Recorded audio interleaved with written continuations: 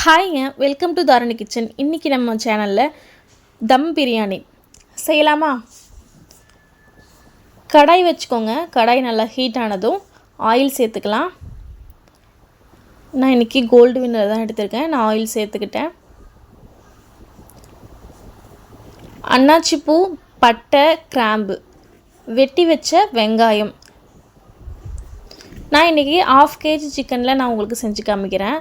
5 வெங்காயம் நல்லா பெரிய வெங்காயமாக எடுத்துக்கோங்க. எடுத்து கட் பண்ணி வச்சுக்கோங்க. சேர்த்து நல்லா வெங்காயம் நல்லா பொன்னிறமாக ஆகிற வரைக்கும் நல்லா வதங்கட்டும்.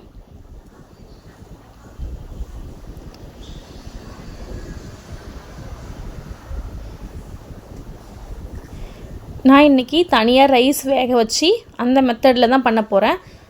தண்ணி வச்சுட்டு தேவையான அளவு தண்ணி வச்சுக்கோங்க. பட்டை, ஏலக்காய், கிராம்பு, அன்னாச்சி பூ போட்டு தண்ணி நல்லா கொதிக்கணும். கொதிச்சதுக்கப்புறம் நம்ம ரைஸ் போட்டுக்கலாம்.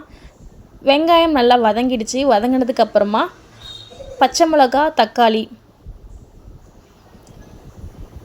இஞ்சி பூண்டு பேஸ்ட் சேர்த்து நம்ம நல்லா வதக்கிக்கலாம். தேவையான அளவு உப்பு சேர்த்து நம்ம நல்லா வதக்கி விட்டுறலாம்.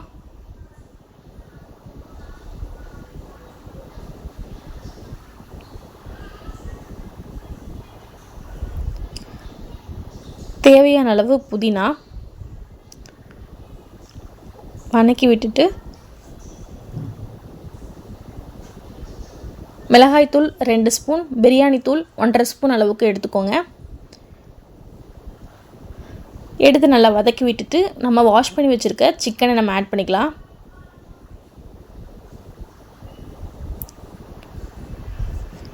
சிக்கனை ஆட் பண்ணி நல்லா மிக்ஸ் பண்ணதுக்கப்புறமா தேவையான அளவு நம்ம தயிர் ஊற்றிக்கலாம். தயிர் ஊற்றி நல்லா மிக்ஸ் பண்ணி விட்டுட்டு தண்ணி நல்லா பாருங்கள் எப்படி கொதிக்கணும். இந்த அளவுக்கு நம்ம கொதிக்கும் போது நம்ம ஊற வச்சுருக்கேன். நான் ஒரு 5 நிமிஷம் பாஸ்மதி ரைஸ் எடுத்து ஊற வச்சுருந்தேன். ஊற வச்ச ரைஸ் எடுத்து நம்ம சேர்த்து இது 3/4 பதம் அளவுக்கு நம்ம வேக வச்சு எடுத்துக்கலாம். அதுக்குள்ளே இங்கே நம்ம நல்லா கிரேவி திக்னஸாக இருக்கணும். நல்லா கிரேவியாக இருந்தால் மட்டும்தான் இந்த பிரியாணி நல்லா டேஸ்ட்டு கொடுக்கும். மூடி போட்டு சிம்மில் வச்சு ஒரு 5 நிமிஷம் அதை வேக வச்சு எடுத்தோம்னா தண்ணி விட்டு நல்லா வெந்து வந்துடும். ஒரு 3/4 பதத்துக்கு ரைஸ் வெந்ததுக்கப்புறமா நம்ம கிரேவியில் ஆட் பண்ணிக்கலாம். ஆட் பண்ணிவிட்டு மேலே கலருக்காக நான் இன்றைக்கி கலர்லாம் சேர்க்கலை. மஞ்சத்தூள், மிளகாய்த்தூள் அதுதான் கலர்ஃபுல்லாக இருக்கிறதுக்கு நான் கலர் சேர்த்துருக்கேன்.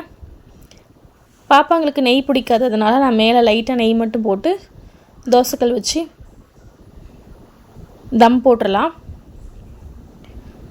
நீங்கள் இதே மாதிரி ட்ரை பண்ணி பாருங்கள், ரொம்பவே டேஸ்ட்டாக இருக்கும். தம் போட்டு ஒரு 20 நிமிஷம் கழித்து நம்ம எடுத்தோன்னா நமக்கு ரொம்பவே டேஸ்டான பிரியாணி நமக்கு ரெடி ஆகிடும். ட்ரை பண்ணி பாருங்கள். இந்த வீடியோ ரொம்ப யூஸ்ஃபுல்லாக இருக்கும்னு நினைக்கிறேன். பிடிச்சிருந்தா லைக் பண்ணுங்கள், ஷேர் பண்ணுங்கள், சப்ஸ்கிரைப் பண்ணுங்கள். பாய்.